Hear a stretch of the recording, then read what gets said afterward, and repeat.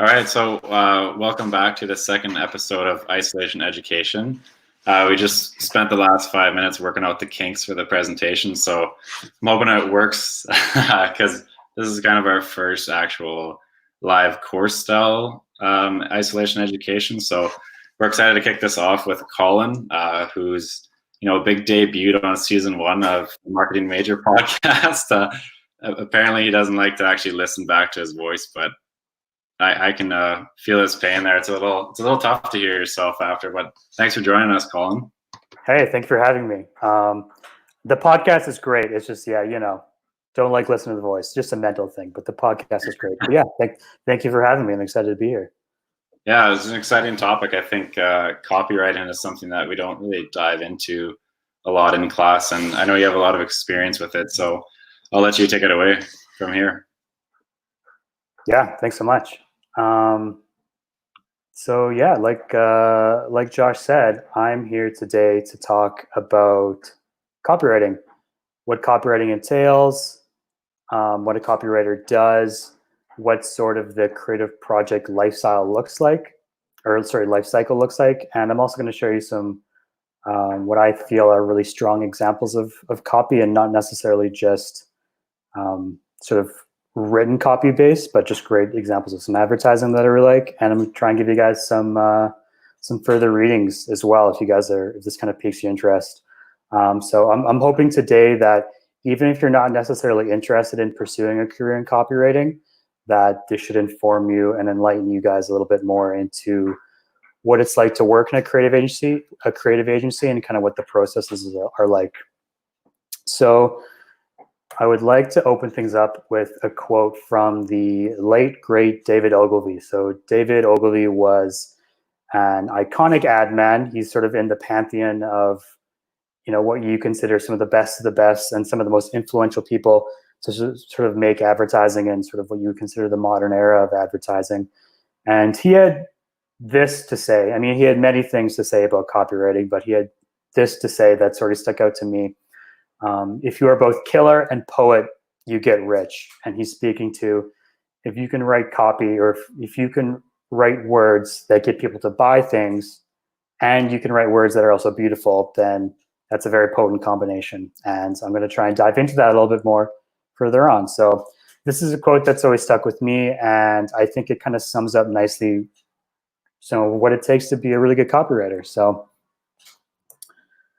a little bit about me first. So my name is Colin Christiansen. I am a copywriter at an agency here in Edmonton called FKA. And so I started my sort of advertising career in 2016. I graduated from the UofA with a Bachelor of Commerce, with a major in marketing, and a 2003 Honda Civic. So I graduated in 2015. I worked a summer job at ATB Financial in their marketing department, and I was very fortunate enough to get to work with their in-house agency. So for those of you who may not know, ATB, their marketing department, has effectively all of the people and talent and skill that any sort of traditional advertising agency might have, but it's all in-house, and so it only does work for them. And so I was really fortunate enough to get to work with this in-house agency, and it really piqued my interest in the agency world, working in an advertising agency environment. I loved the pace, I loved the people, I loved all the creativity. I loved the work that I was getting able to do. And so I figured, okay, so I have a BCom, which means that I am most suited, or I thought I was most suited to work as an account executive, which means that I would be handling more of the business side of the agency world. So when I started to look for jobs at agencies in the city, I actually couldn't find an account job, but what I did land was a job in the media department as a digital media coordinator with Starburst Creative, which is what FKA used to be called. So this wasn't what I planned to do, but it turned out to be a really great introduction into the world of digital advertising. And I sort of considered this period of my life, or this period of my career, this 1 year that I spent in the media team, as sort of just an extension of my Bachelor of Commerce. It really was a great opportunity to learn about how digital advertising actually works in that entire ecosystem. But from there, sold the Honda Civic, RAP in peace to the Honda Civic. I was actually asked to move after a year of working as a digital media coordinator onto the communications team as a social media coordinator. And this is because some of the leadership team at Starburst Creative saw that I might have a little bit of potential for writing, maybe a little bit of writing skill. And they wanted to see there is an opportunity, there's an opening to start writing some social media content. So writing captions, writing blog posts for some of our clients. And so again, this isn't exactly where I thought I would end up, but it seemed like a great opportunity and I took it. And then a year later, I sort of formalized my position as a writer, becoming a communications and content writer, still on the communications team. And then jumped to late last year, I formally moved to the creative services team as a copywriter. And I will sort of jump into what it means to be a copywriter. So what exactly is copywriting? First of all, it has absolutely nothing to do with intellectual property. When you hear the word copywriting or copywriter, you may jump to think about copyright, which is COPYRIGHT, which has to do with trademarking your intellectual property so only you can use it. It has nothing to do with that, absolutely nothing. So yeah, right away, that's not what it is. In extremely simple terms, copywriting is writing to inspire action. And it's usually to a commercial end, but it could not be. It could be writing to get people to buy a product. It could get people to change their beliefs. It could get people to support a cause, vote for someone, make a donation, change their behavior, start doing something, stop doing something. A whole kind of gamut of things, as you'll see. So in its most sort of base form, it is writing to inspire action. In extremely simple terms, the creative copywriter has two main responsibilities. So the first one, dead easy, come up with ideas, come up with lots of ideas. That is, in very simple terms, a big part of your job as a creative copywriter. Your second part of your job, which isn't easier, but is certainly different. And not that coming up with ideas is easy. In fact, it's probably the hardest thing that I do. But the sort of extension of number one is you then have to render these ideas into headlines, billboards, video scripts, websites, radio ads, digital media, print ads, new brands, interactive experiences, event activation, digital marketing, guerrilla stunts, on and on and on. So you can immediately kind of get the sense that there's a real wide breadth to what a copywriter does. So yes, a copywriter's main job is to come up with ideas and it's to write, but this writing and these ideas can take many, many different forms.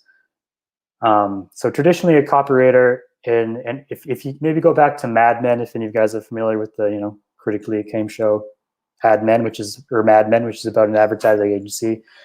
Copywriting then usually consisted of you're probably writing a headline for a billboard or a print ad, or maybe you're writing a script for a radio ad or a television commercial, a 30-second television commercial, which I still do quite often. Those still form a pretty big basis of my job, but it was pretty limited to that then. But nowadays, the scope of the modern copywriter extends well beyond that.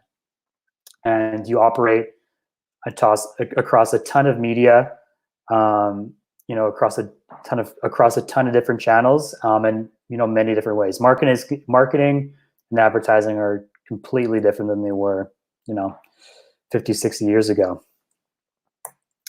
So again, to reiterate, what I do, what exactly is copywriting? Well, it really entails a lot of breadth. And aside from the media that I just sort of went over, it's breadth in terms of the clients and businesses that I get to work with. One of the best parts of my jobs that I've said for a long time is that I get to work with a whole bunch of different types of industries and businesses. And within the same day, I can jump from maybe you're writing a video script for one client in the morning. In the afternoon, I'm working on, I'm working on, let's say, a new advertising campaign concept for a different client. Then maybe I'm jumping to working on, the production phase for a new TV commercial that we're shooting. So every day is different, and you cover a lot of ground as a copywriter. So you're expected to sort of be malleable, be adaptable, and be able to sort of think on your feet and jump around, which to some people, maybe they sort of like something a little more steady or consistent, which is totally okay. But for me, this is something I really thrive in, and it's an environment that kind of keeps me excited. So yeah, copywriting is about breadth. So that's a little bit on kind of what modern day copywriting entails, but it's hard to sort of understand what the copywriting entails kind of outside of its context of where it actually exists within an agency. So I'm going to give you guys a really kind of quick rundown on what your sort of typical advertising agency is going to look like, and then how a copywriter is going to work within that structure. So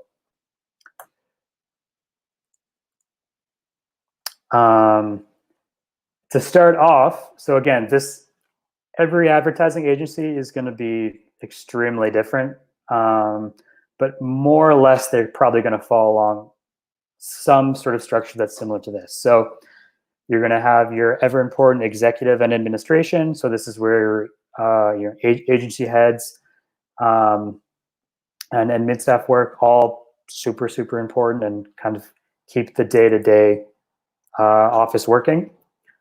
And then you're likely going to see people broken out into, again, not always in the structure, but something similar to this. So client services. So when I mentioned at the very beginning here, when I thought I was going to work as an account executive or an account coordinator, I would be working in the client service department. So this would entail, as an account executive, you're the liaison between the needs of the clients and the rest of the agency, and you help translate the needs of the client into a sort of singular point of truth, a single language that everyone in the agency can understand and then works towards. So we can make the best work possible, and the client can get the work that they need that helps solve their problems that they came to us in the first place. Then you have media services. So these are the individuals who are buying the media. So this is media that's either online. So maybe they're buying ads on Facebook or Instagram, or, they're buying some pre-roll spots on YouTube. So, the ads you see before you watch a YouTube video, someone has to buy that. Someone has to take the time to set the targeting parameters and to develop a strategy for what videos they want to target. Or it could be buying, space on billboards, or it could be buying space, before COVID, we were going to have the NHL playoffs. Someone has to buy that ad time during the NHL playoffs, and someone has to set that up. And it's an extremely important part of the agency, and creative services works really closely with media to kind of have the most effective and most sort of poignant piece of communication that you can have.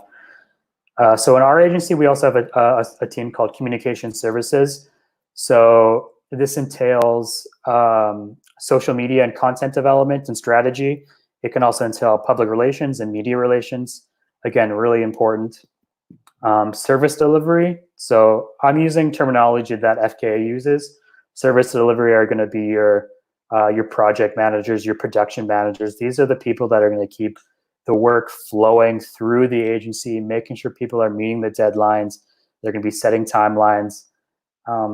They're the ones who, make sure everyone is doing exactly what they need to be doing, and they have the resources to be able to make sure that they can do what they need to do. Again, also very important. Then you're going to have interactive services. So these are going to be web developers, creative technologists. So they, for FKA, they effectively are part of the creative team, but these are certainly specialists who specialize in sort of online digital landscapes and kind of creating or bringing creative to life in that realm. So then last but not least, you have creative services. So this is the department where the copywriters are going to reside. And the creative department is going to be broken down, is going to be headed up by a creative director, usually, maybe an executive creative director or a group creative director, but they'll have creative director in the title somewhere. Then you're going to have associate creative directors, and then you're going to have everyone else, usually. So as you can see, you have copywriters, art directors, graphic designers, and again, web developers. So this is not exhaustive. This is, you could see a whole bunch of different other people, depending on the agency, depending on what they specialize in. You might have designers who specialize in user experience. Maybe you have, videographers, editors, sound designers. There's a real wide range of people you can have working in your creative department, but in these 4 titles, you're probably going to go see in almost every creative department. So I would like to expand a bit though on the creative team. So the creative team is sorry about that. The creative team is pretty unique sort of relationship, and it's a kind of relationship that, as far as I'm concerned, you don't really see in many other industries at all. Maybe outside of like the entertainment industry, when you sort of maybe writing partnerships. But the creative team in advertising, again, this isn't the end all be all of it, but it usually consists of a copywriter and an art director. So if I can put that even simpler, the creative team is going to consist of someone who specializes in words and someone who specializes in pictures. That's obviously a gross oversimplification, but the copywriter is a trained writer. The art director is usually going to be a trained graphic designer. And together, they will work together to make really great advertising. And hopefully, they have a really great relationship. And it's a very personal relationship. So for myself, I have a creative partner. So I work with a graphic designer. His name's Elliot. And we literally share an office together. And when we work together, we'll be assigned to the same projects, and we'll be expected to work together to solve the problems that we are given. And it's the kind of relationship where you have to have great communication. You have to be able to provide really solid feedback, and you have to be able to take criticism too. And you have to be able to be a little vulnerable with each other in a sense, because you are trying to create something together that hopefully, again, meets the needs of the clients and the brief that you're working towards. So really quickly, this is a quote from Luke Sullivan, who wrote a really great book, which I'll recommend later. That's for people looking to get into the kind of creative world. And he says, "That's what I've been doing from 9 to 5 for more than 20 years, staring at the bottom of the disgusting tennis shoes on the feet of my partner, parked on the desk across from my disgusting tennis shoes. This is the sum and substance of life at an agency." So it is, this is again an oversimplification. This was written probably sometime in the 90s, and things have changed, particularly the pace of agency life. But you really do work this closely with your partner. And there's creative partnerships that have lasted for 10, 20 years, for decades. And so if you work in a agency environment like this, again, even if you're not a creative, you'll probably see at some point, creative teams working together on the same pitch or on the same brief. So a bit of an overview of what the creative project might entail and what the steps might entail. Again, even if you're not on the creative team or consider yourself a creative, if you are working in an agency, you will be a part of this process in some capacity. So it's all going to start up with a creative brief. And these are going to answer the most important questions about the problem that a client has come to you as an agency to solve. So it's going to consist of, who, what, why, when, and how questions, might consist of, what's the purpose of this project? What are our communication goals? Who are we talking to? Why should they care? When is it due? This is very important. When is it due? And how many hours do I have? So this in turn, this means, we've only estimated for a certain amount of time that we can work on this project, and you have to work against that time. So even if the project is due in 2 weeks, say, you may actually only have 10 hours to work on it. So that's important to know too. So again, briefs are usually more comprehensive than this, but they're extremely, extremely important. And they really underpin an entire creative project, and they can really set from the very beginning the tone and the success of an entire project. So it's going to start with a brief, which is where you'll have typically your account people. Again, they work in the client services, like I mentioned. Pardon me. You'll have account people, and they will be briefing. So they'll be giving the creative brief that I just mentioned to the creative team, to the media team, and to anyone else who's going to be part of the project. So after you as a creative team, so me as a copywriter and Elliot as my art director, we'll take that brief away. We'll, scurry away to our office. We'll sit down. And we'll start concepting or ideating, brainstorming, whatever you want to call it. And you will start to think, and you'll try and actually solve this problem. And this comes about in many ways, and which is why I'm kind of staying intentionally vague. It all depends on the project where you're trying to solve. But let's say for simplicity's sake, we have a print ad. And so we need to make a print ad that's going to go into a magazine. And so, I myself as a copywriter, maybe I have to write a headline, and maybe I have to write some body copy. And then my art director partner, maybe he has to think of what's the visual that needs to accompany this copy, or maybe there's no copy at all, or maybe there's no visual at all. Again, it all depends, and that all kind of comes about during this concepting phase. And it can be messy. It can be very non-linear. And what you may find is that, like any sort of creative process, whether it's artistic or not, if you think back to just being in university, trying to solve a problem or make a presentation, whatever that may be, concepting is going to kind of come with all of the joy, anguish, frustration, euphoria that you're going to find in any sort of creative process. And it can be really tough. And there's going to be lots of non-starters. You're going to probably do, 3 steps forward, 4 steps back. You're going to make lateral moves, diagonal moves. But eventually, you're going to solve the problem. So let's say in this case, going back to that print ad, let's say I've nailed the headline and Elliot, my art director, has nailed the visual.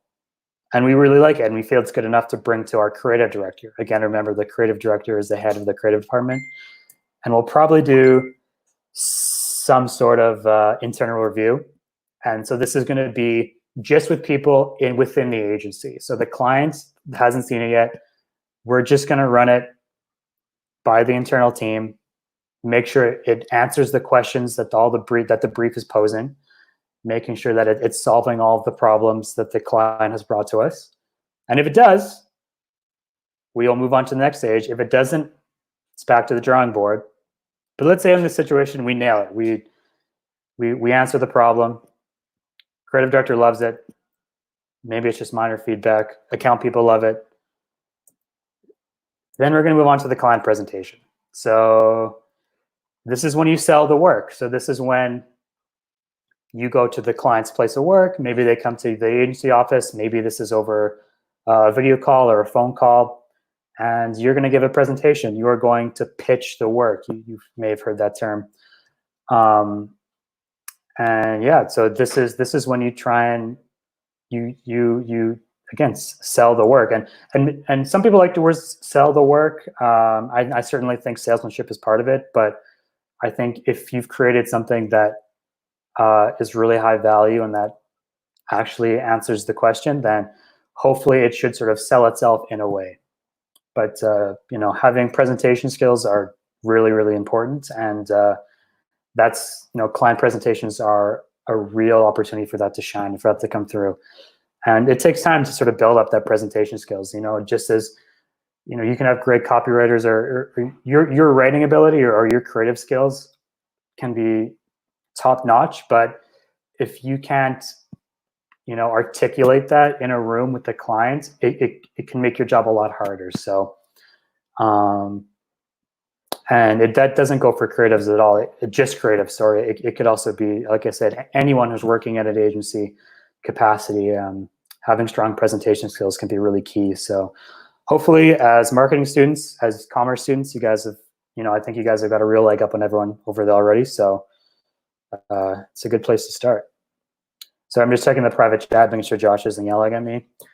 So next up, I just wanted to show you guys some really great copywriting examples of just print ads. So these are examples of ads. So like I said, these are all print ads, mainly because they translate really well to a presentation. I didn't want to show too many videos or websites, just really clear and easy.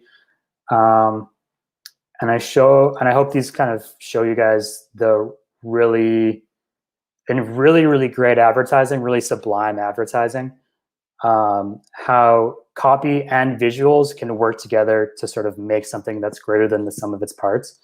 So for example, in this case, we have Mount Sinai. This is like a hospital in the States, I believe. This is actually an older piece, but minimally invasive sports surgery. Then you have a baseball with less stitching than it usually does. Brilliantly simple, brilliantly clever, and you immediately understand it.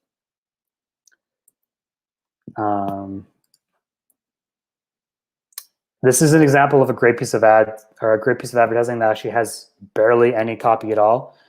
This is from Umbro, which is a soccer equipment manufacturer, and it just says "approved goal" by Umbro, and it's just effectively a brick shed. And this is part of a whole series that they did, and it just goes to show that although there's very little copy in this, very much a copywriter would have been part of the creative process for this, very likely. And so great advertising doesn't necessarily need copy. It all depends on sort of what the problem's asking. Here's an example. This is a recent example from Durex, actually, that they released this at kind of the very beginning of sort of the COVID lockdown measures across the world. We've been protecting people since 1929. Now it's your turn. Again, really simple, just copy driven. It's attuned to the context that it's going to be viewed in, kind of to the real world context, but it still ties back to the brand and kind of the brand values. So again, really strong example here, but very simple art direction, this one too. Not very complex, really lets the copy speak. You guys might have seen this one recently. This is from Nike. Nike has some pretty incredible advertising at the best of times. So if you ever dreamed of playing for millions around the world, now's your chance. Again, ties back to the kind of current situation in the world, and really, again, ties back to Nike's brand proposition and kind of what they stand for. Just one more. This is just an example of maybe what you might consider some unorthodox copywriting. So this isn't full sentences. This is sort of telling a visual narrative through words. And it's for a bank, and it's about saving for starting a family, even if it's unexpected. And it conveys that with literally just two different words. But the way they're laid out and the way they're treated brings that message home. So that's just another great example of great copywriting and great art direction. So that's pretty much all I have.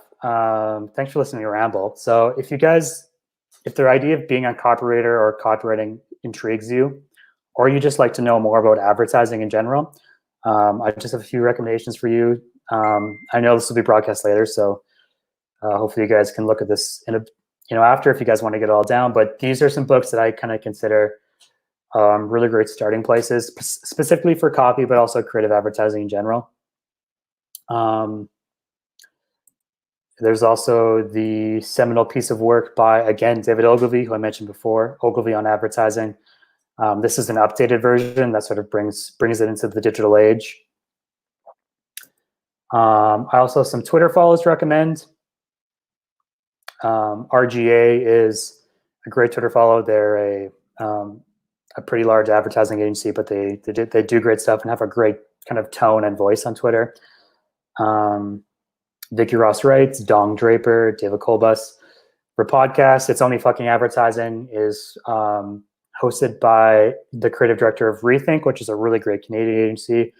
I would really recommend that. He talks to some of the kind of best and brightest of global advertising, and it's nice to hear it kind of come from someone out of Canada. So trade publications. So you've probably heard of Adweek or Ad Age. I'd also recommend News by Clio, The Message, and Strategy Online. Those last two are purely Canadian. So if you kind of want to get insights into the Canadian advertising market and the Canadian advertising world. And I would recommend looking at these if you are interested in advertising, because kind of building up that foundational sense and an understanding of what good advertising looks like, sort of how it taps into the cultural zeitgeist, what some of the best agencies in the world are, what some of the best agencies in Canada are. All of that knowledge will help you in helping to find a job at an agency. So that's it. That's it from me. Hey, Josh.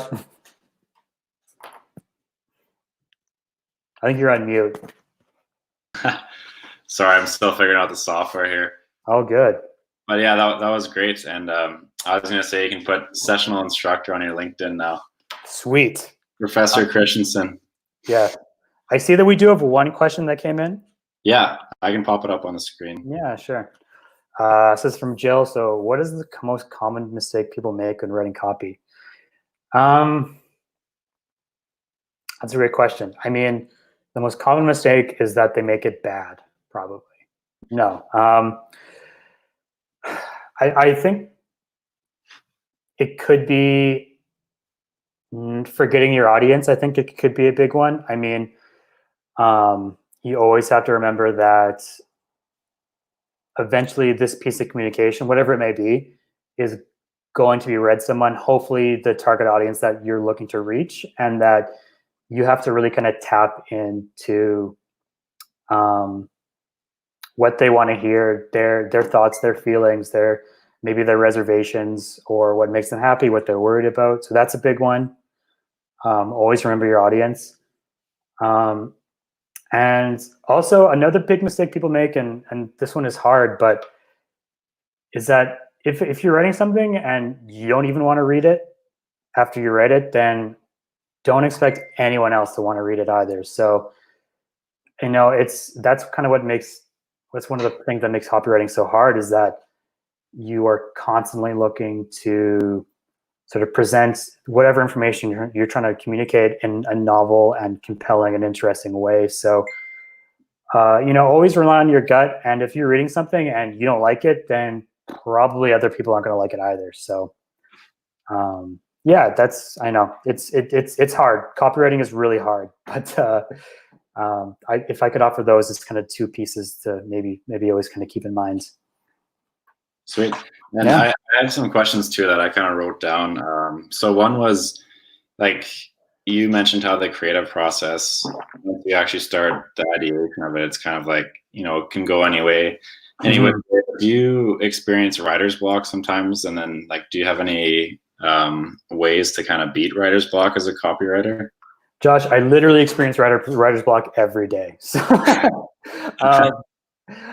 yes, no, I do. And I like to think that's pretty normal for people, not even for writers. I feel like anyone who does any sort of writing, it's pretty common. But so I do, but to try and get over that, I mean, it can be it can be difficult to Mark in here. Yeah, I'm getting lambasted here. Jeez. I think one way is certainly just take a step back. Maybe try and remove yourself from the problem in whatever way or shape, form that is. If it means literally going for a walk, or maybe going to read something else or work on something else, talking to someone else, maybe who isn't on the project, and maybe kind of getting their perspective. I mean, I try and read a lot. So if you have something that you enjoy reading that sort of inspires you, or whether it's reading or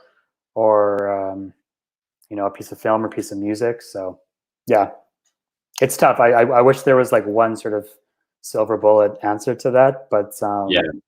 I think the biggest thing is sometimes just taking a step back from the problem. Cool. Yeah. And then I was thinking too, like for students, like it's hard to kind of know whether you'd want to be on like the creative side or account side too, because especially I think at the UofA we're kind of pushed into more like the account roles, but people might be fairly creative, but they haven't really like exercised that creativity.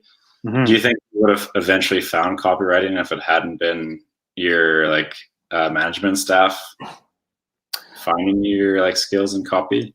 I don't think I would have, to be honest. I mean, I feel really lucky that sort of, I had leaders who sort of recognized that this is something that maybe I could excel at, and so they sort of led me down that path, which is great. But I mean, that totally isn't going to happen to everyone. So I would say, yeah. I mean, there's a ton of people I know though who have maybe more traditional sort of like business backgrounds or sort of management education backgrounds who still do end up in the creative field.